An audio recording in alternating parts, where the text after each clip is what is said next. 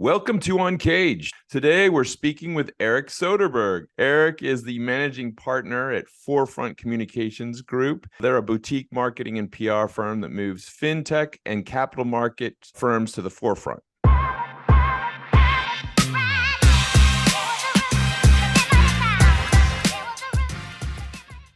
So we'll talk more about what Forefront does in a second. But before we get there, Eric, tell us a little bit about you and your background.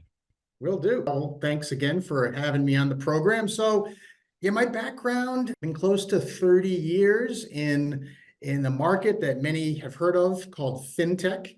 However, I will offer that I've been operating in a segment of that you may refer to as institutional Fintech. So working with companies that have products and services targeted at large financial institutions, banks and hedge funds and asset managers and that sort of thing. So I've been fortunate in my career. I've been the CMO for about 7 different of these institutional fintechs. And in 2016, started Forefront Communications with a gentleman by the name of Mark Dowd, who has a very similar in-house background that I have. Yeah, we'd like to help firms with their marketing and branding and PR, basically a full spectrum of services. So that's a bit of my background, quickly, 30 years in about a minute.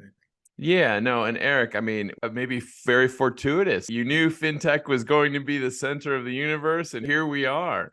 Yeah. So tell me more about what you and the team have built at Forefront Communications. Sure. So the important part of it, and I mentioned that earlier, is the fact that Mark and I both come from in-house. So we were fortunate enough to be in building our experience on sometimes small and sometimes medium-sized teams responsible to, helping these firms that we worked at really generate new business opportunities first and foremost. So we got great firsthand experience on how to make that happen. And as a result, develop skills across all the areas of marketing and communications, PR and branding and lead gen and SEO, you name it, which we thought was a great advantage to have when starting an agency, because I think, as we know, most agencies maybe have a specialize in one thing. Maybe it's just PR. Yeah. So we want to be able to offer ourselves up to other firms, the same types of firms we used to work for, with a full spectrum of services. And that's what we're able to offer today, pretty much start to finish. That's great. And I know it's quite an interesting thing I find with the finance space. When I've worked with financial services businesses, they're very, very cost conscious. So they're going to be looking for that integrated solution that is very efficient with the way they invest money, and probably the way we think about hiring investors. They want to make sure that it delivers a performance solution. So tell me a little bit about what the focus is right now for these fintech companies out there that you guys are working for.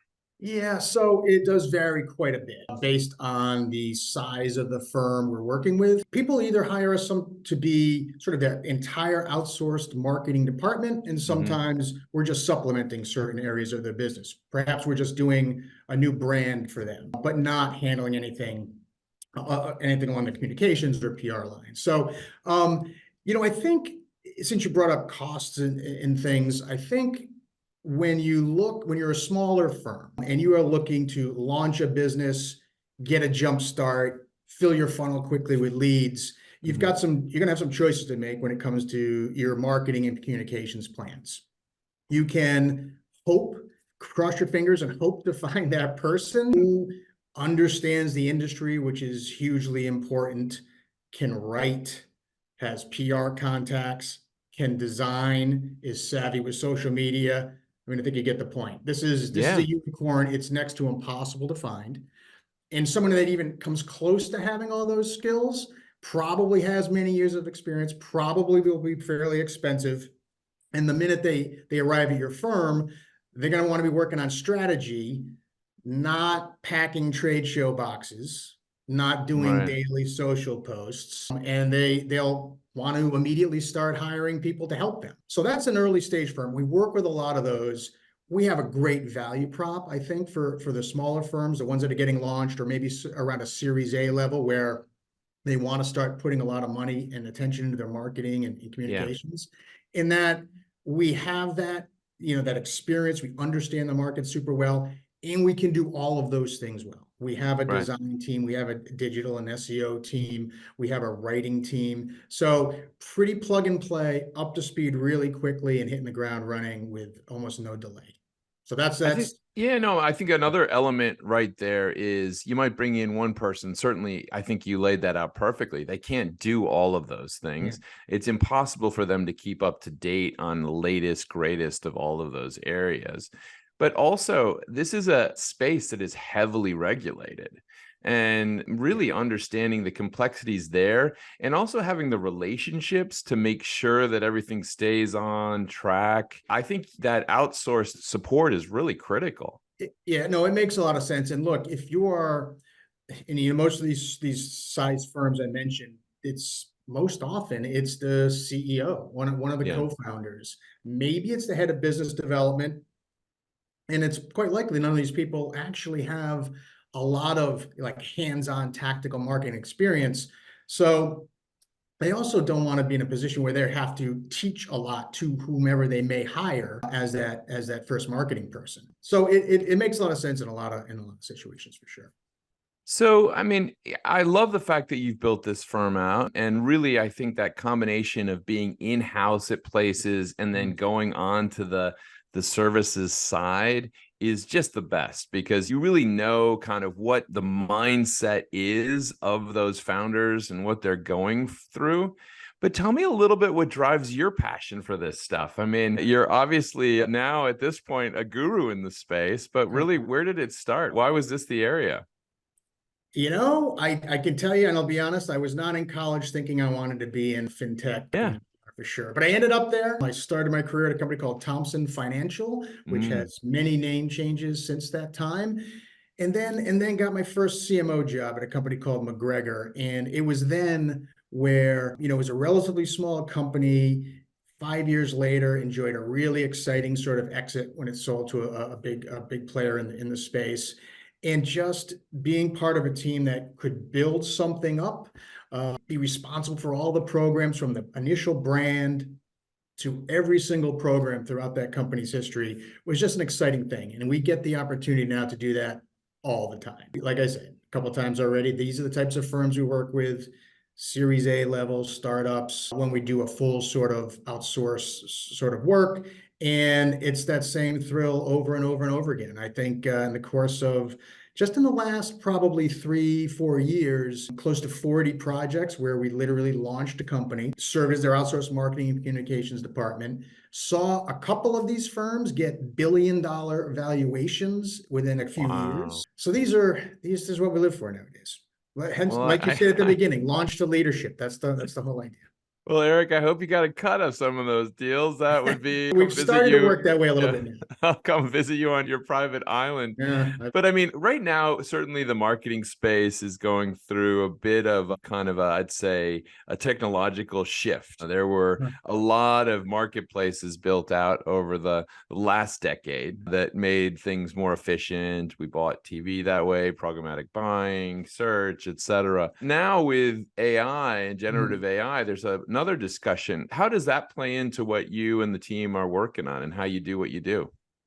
Yeah, it is something we are keeping an eye on, play around a little bit with it, but it's not yet for us in the work we do for our clients having a huge impact. We see it. We're certainly not afraid of it. We see AI in the marketing and comm space really as a way to gain efficiencies on a lot of things that might otherwise be manual. One of the Yeah. things that I think for a lot of people who do a lot of writing, maybe one of the hardest things to do is get started. You need to write Mm. a new press release, a new thought leadership piece, whatever. It's just like getting the first few words down on paper going is usually the hardest part. Well, look, we use tools now to just get a start. They need a lot of work. Oftentimes they're not nuanced enough they don't understand the market well enough, or the tone of voice wouldn't be what we want, etc. But it's just a great way to get started on some certain writing things now. So that's kind of what we're using it for, but keeping our eyes peeled for other applications for sure.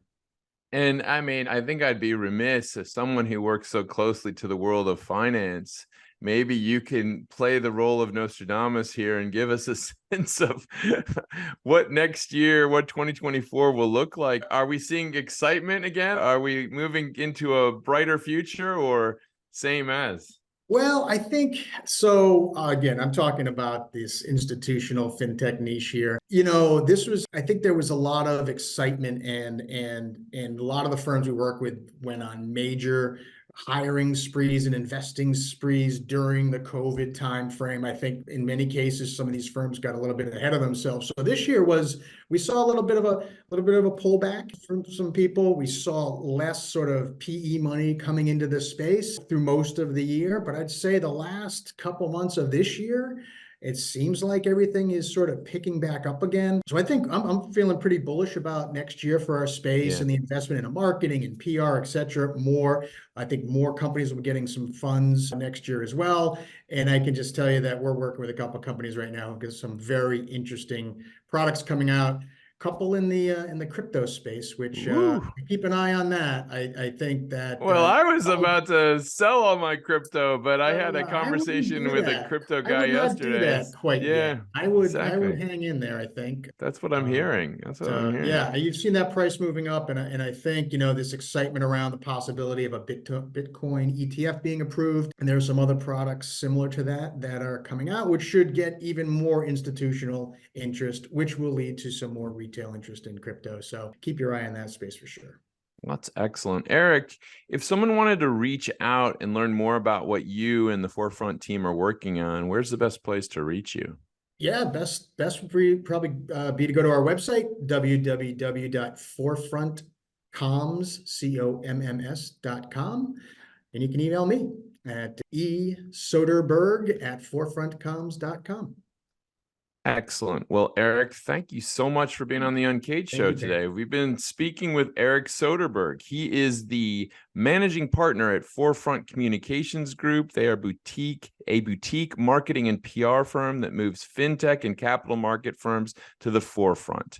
We've been talking to them really about how they approach the market. They take a very integrated approach, doing everything from all the areas of marketing as well as PR, which allows for greater efficiencies, but also really allows you to kind of think like the customer. I mean, I think that that's kind of one of the things that sometimes get lost when everything gets divided up is the customer doesn't think like that. The customer thinks like it's all part of the same thing. So, Eric, it's been great hearing the Forefront story, and we look forward to having you back.